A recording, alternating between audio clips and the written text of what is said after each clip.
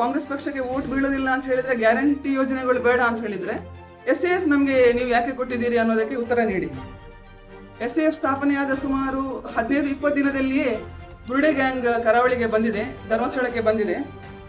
So ಬುರುಡೆ gang ಅನ್ನ ರಕ್ಷಣೆ ಮಾಡೋದಕ್ಕೆ, ಬುರುಡೆ ಗ್ಯಾಂಗ್ಗೆ ಪ್ರೊಟೆಕ್ಷನ್ ನೀಡಲಿಕ್ಕೋಸ್ಕರನೇ SAF ಅನ್ನ ಸ್ಥಾಪನೆ ಮಾಡಿರೋದು ಅಂತ ಸಂದೇಹ ಇದೆ. ಇದಕ್ಕೆ DK ಶಿವಕುಮಾರ್ ಸರ್ ಅವರು ಉತ್ತರ ನೀಡಬೇಕು. ಧರ್ಮಸ್ಥಳ ಬುರುಡೆ ಗ್ಯಾಂಗ್ ರಕ್ಷಣೆಗೆ SAF ರಚನೆ, ಮಾಜಿ DYSP ಅನುಪಮ ಶೆಣೈ ಗಂಭೀರ ಆರೋಪ. യൂണിറ്റി ഹോസ്പിറ്റൽ 4 പതിറ്റാണ്ട് കാലത്തെ വിശ്വസ്ത സേവന പാരമ്പര്യവുമായി അത്യാധുനിക സംവിധാനങ്ങളുമായി Unity Hospital Mangalapuram. Phone 0824243155. Unity Hospital. Expect life. Karnataka ರಾಜ್ಯ ಸರ್ಕಾರ ರಚಿಸಿರುವ ಸ್ಪೆಷಲ್ ಆಕ್ಷನ್ ಫೋರ್ಸ್ ಕುರಿತು ಮಾಜಿ DYSP ಅನುಪಮ ಶೆಣೈ ಕೆಲವು ಪ್ರಶ್ನೆಗಳನ್ನು ಎತ್ತಿದ್ದಾರೆ. ಉಡುಪಿಯಲ್ಲಿ ಮಾತನಾಡಿದ ಅವರು, SAF ವಿಶೇಷ ಕಾರ್ಯಪಡೆ ಏಕೆ?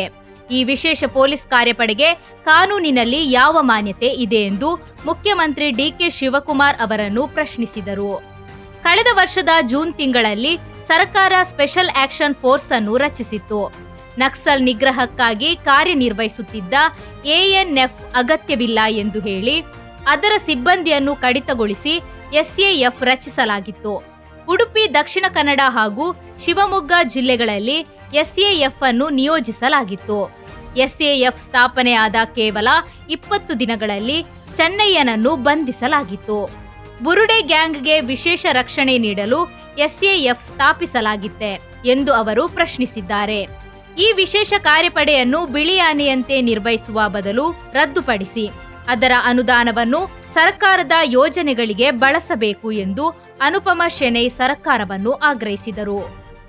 ಕನ್ನಡ ಜಿಲ್ಲೆ ಮತ್ತು ಉಡುಪಿ ಜಿಲ್ಲೆ ಹಾಗೆಯೇ ಶಿವಮೊಗ್ಗ ಜಿಲ್ಲೆಯಲ್ಲಿ, ಮಲೆನಾಡಿನ ಶಿವಮೊಗ್ಗ ಜಿಲ್ಲೆಯಲ್ಲಿ SAF ಅಂತ ಒಂದು ವಿಶೇಷ ಕಾರ್ಯಪಡೆಯನ್ನ ಕರ್ನಾಟಕ ಸರ್ಕಾರ ಸ್ಥಾಪನೆ ಮಾಡಿತ್ತು. ಈ SAF ಅನ್ನ ಸ್ಥಾಪನೆ ಮಾಡೋದಕ್ಕಿಂತ ಮೊದಲು ANF ಇನ್ಮೇಲೆ ಬೇಡ, ಆಂಟಿ ನಕ್ಸಲ್ ಫೋರ್ಸ್, ಯಾಕಂದ್ರೆ ಇಲ್ಲಿ ಕರ್ನಾಟಕದಲ್ಲಿ ನಕ್ಸಲ್ ಚಟುವಟಿಕೆ ನಿಂತು ಹೋಗಿದೆ, ಬೇಡ ಅಂತ ಹೇಳಿ ನಿರ್ಧಾರ ಮಾಡಲಾಯಿತು. ಮತ್ತೆ ANF ನ ಸಿಬ್ಬಂದಿಗಳನ್ನ ಮೊಟಕುಗೊಳಿಸಿ, ಕಡಿತಗೊಳಿಸಿ SAF ಅನ್ನ ಸ್ಥಾಪನೆ ಮಾಡಲಾಗಿದೆ. ಈ SAFಗೆ ಕಾನೂನಲ್ಲಿ ಏನು ಮಾನ್ಯತೆ ಇದೆ ಎಂದು ತಿಳಿಯುವ ಉದ್ದೇಶದಿಂದ ನಾನು ಸರ್ಕಾರಕ್ಕೆ RTIಯಲ್ಲಿ ಪತ್ರ ಬರೆದಿದ್ದೆ. ಆದರೆ ನನಗೆ ಮೊನ್ನೆ ಜುಲೈ ತಿಂಗಳಲ್ಲಿ ಅಷ್ಟೇ, ಜುಲೈ 1ನೇ ತಾರೀಕಿಗೆ ನನಗೆ ಅದಕ್ಕೆ ಉತ್ತರ ಬಂದಿರೋದು. ಅದು ಸಹ ಆ ಅರ್ಜಿಯನ್ನ ಮತ್ತೊಂದು ಇಲಾಖೆಗೆ ವರ್ಗಾವಣೆ ಮಾಡಲಾಗಿದೆ ಅಂತ ಹೇಳಿ ಬಂದಿರುವಂಥದ್ದು. ಸೊ ಸರ್ಕಾರ ಇನ್ನೂ ನಾನು ಆ ಅರ್ಜಿಗೆ ಉತ್ತರ ಬರೋದಕ್ಕೆ ಕಾಯ್ತಾ ಕೂತ್ಕೊಳ್ಳೋಕ್ಕೆ ಸಾಧ್ಯ ಇಲ್ಲ. ಈಗಾಗಲೇ 1 ವರ್ಷ ತಡ ಆಗಿದೆ. ಈ ಪ್ರಶ್ನೆ ಆಗ್ಲೇ ಕೇಳಬೇಕಾಗಿತ್ತು. ಆದರೂ ಸಹ ಸರ್ಕಾರದ ತೀರ್ಮಾನವನ್ನ ಸುಖಾಸುಮ್ಮನೆ ವಿರೋಧಿಸಬಾರದು ಅನ್ನೋ ಉದ್ದೇಶದಿಂದ 1 ವರ್ಷ ಕಾದಿದ್ದೇನೆ. ಈ ವಿಶೇಷ ಕಾರ್ಯಪಡೆ ಸ್ಥಾಪನೆಗೆ ಕಾನೂನಿನಲ್ಲಿ ಏನು ಮಾನ್ಯತೆ ಇದೆ ಎನ್ನುವುದನ್ನು ಸರ್ಕಾರ ಜನತೆಗೆ ತಿಳಿಸಬೇಕಾದ ಅವಶ್ಯಕತೆ ಇದೆ.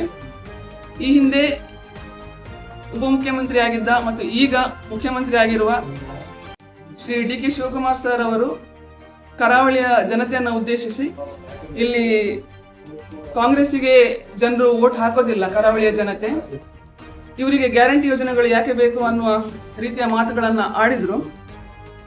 ಈಗ ನಾನು ಮುಖ್ಯಮಂತ್ರಿಗಳಾಗಿರುವ DK ಶಿವಕುಮಾರ್ ಸರ್ ಅಲ್ಲಿ ಕೇಳೋ ಪ್ರಶ್ನೆ ಏನಂತ ಹೇಳಿದ್ರೆ,